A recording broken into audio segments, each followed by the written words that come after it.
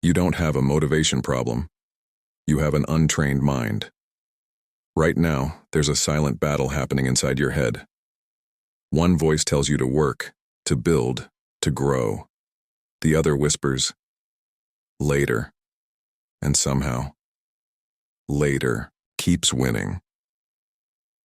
In this video, inspired by Train Your Mind, you're going to learn how to take control of that inner voice and turn your mind into a weapon instead of a weakness. Because once you master this, discipline stops feeling like pain and starts feeling like power. Think about this. You wake up with plans. Big ones. You tell yourself, today I'll be different. But hours later, you're scrolling, distracted, stuck in the same loop. It's not because you're lazy, it's because your mind has been trained, just not by you. And here's the uncomfortable truth. If you don't train your mind, the world will do it for you. Social media trains it, comfort trains it, distractions train it, and they all train it to stay weak. But what if you could flip that? What if your mind started pushing you forward instead of pulling you back? Pause for a second. Have you ever noticed how easy it is to do what hurts you and how hard it is to do what helps you? That's not random. That's conditioning. Your brain is wired to avoid discomfort. So every time you choose comfort over effort, you reinforce that pattern. You're not just making a choice, you're building a habit, and habits become identity. So the real question is, what identity are you building right now? The person who delays or the person who executes? Now here's where it gets interesting. Most people try to change their life by forcing motivation, but motivation is unstable. It comes and goes. Discipline is built. And discipline starts with one simple shift. You stop negotiating with your mind. Think about it. Every time you say, I'll do it later, you're not making a decision. You're losing control because your mind just learned something. If it resists, you listen. Let me ask you something. What would your life look like if your mind obeyed you? Not sometimes, not when it feels good, but every time. That's power, and it doesn't come from intensity. It comes from consistency. Here's a simple example. Imagine two people. One waits to feel motivated, the other acts, even when they don't feel like it. At first, they look the same, but over time, one builds confidence, the other builds excuses, because action creates proof. Proof that you can rely on yourself. And once you trust yourself, everything changes. Now here's the part most people ignore. Training your mind isn't about big moments. It's about small decisions, repeated daily, waking up when you said you would, working when you don't feel like it, stopping when distractions call your name. These moments feel small, but they're not. They're votes. Votes for the person you're becoming. And here's the aha most people never realize. You don't rise to the level of your goals. You fall to the level of your habits. So if your habits are weak, your results will be too. But if your habits are strong, you don't need motivation anymore. Because your mind is already trained. Let me challenge you. Right now, think of one thing you've been avoiding. Just one. Why haven't you done it yet? Be honest. Is it really that hard? Or is your mind just not used to discomfort? Because the moment you start doing hard things on purpose, your entire life begins to shift. You become sharper, more focused, more dangerous, in the best way. And here's something powerful. Pain doesn't go away when you avoid it. It just changes form. Avoid discipline, and you feel regret. Avoid effort, and you feel stuck. But face discomfort, you gain control, and control is everything.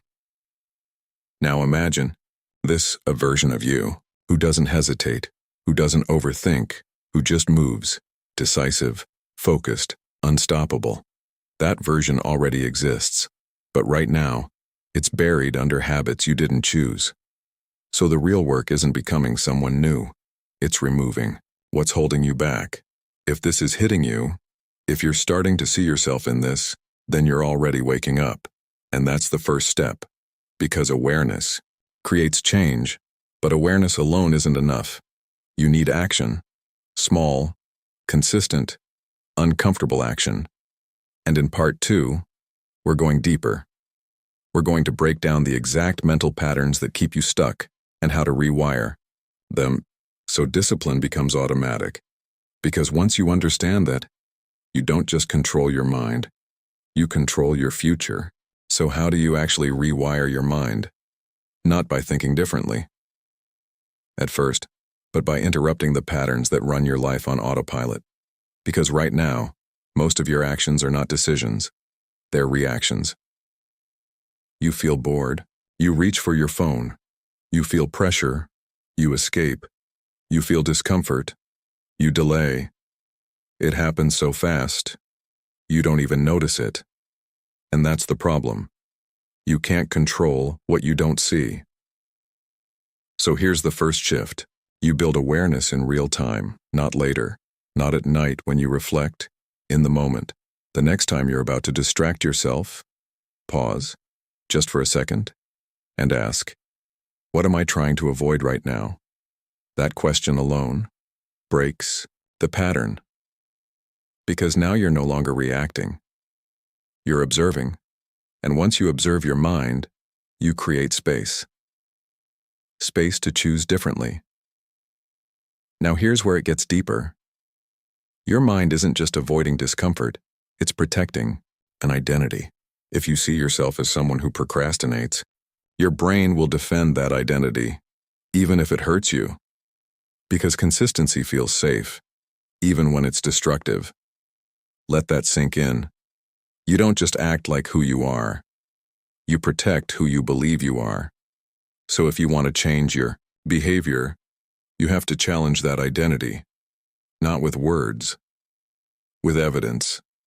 Small wins, repeated daily.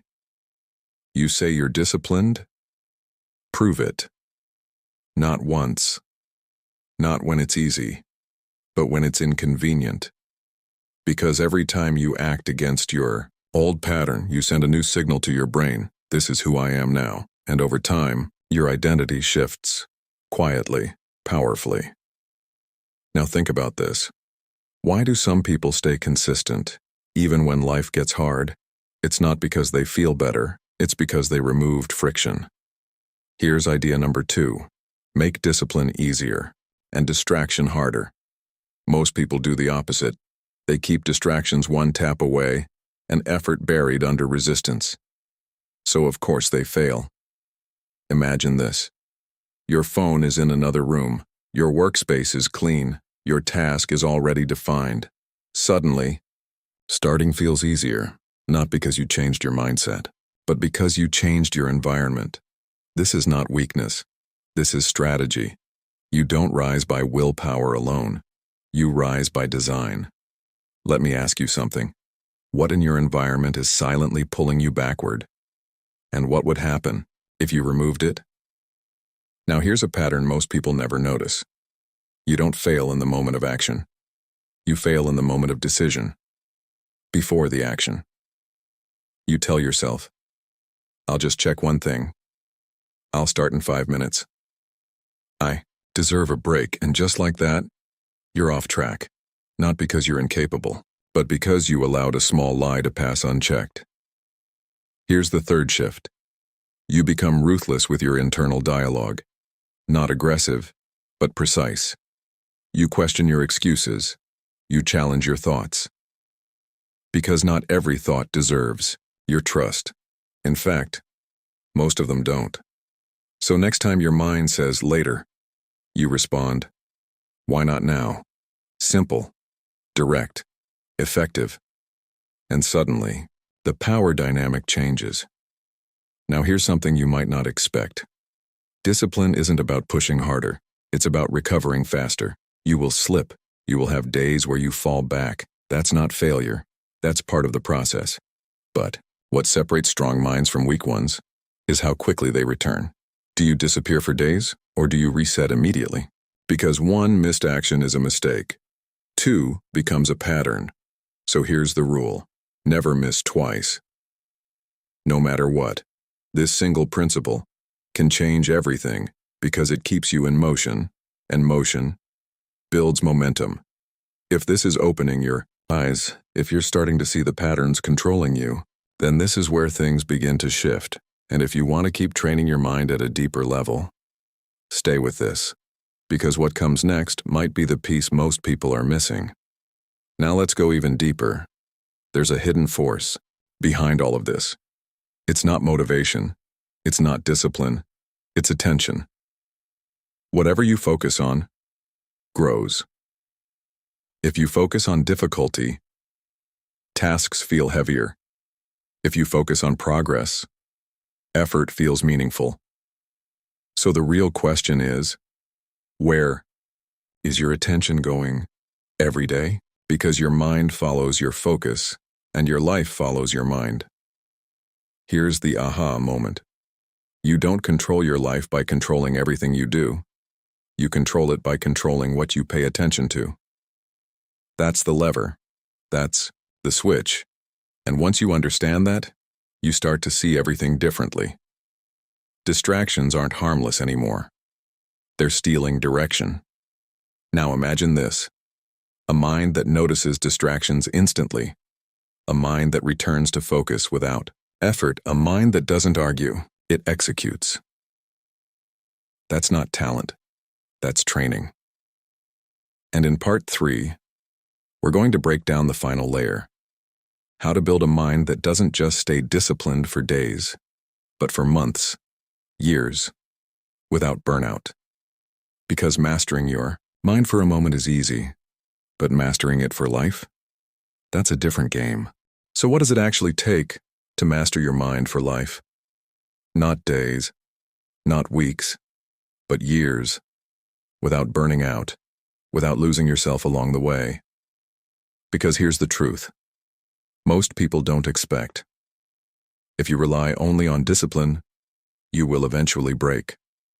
Not because you're weak, but because constant pressure, without meaning, creates resistance. So the next level isn't more force. It's alignment. You stop forcing yourself to act and start becoming the kind of person who naturally does. That's the shift. Because when your actions match your identity, there's no inner conflict, no debate, no hesitation, just movement. Let me explain. Right now, part of you wants success, but another part still wants comfort. And every day, those two sides fight.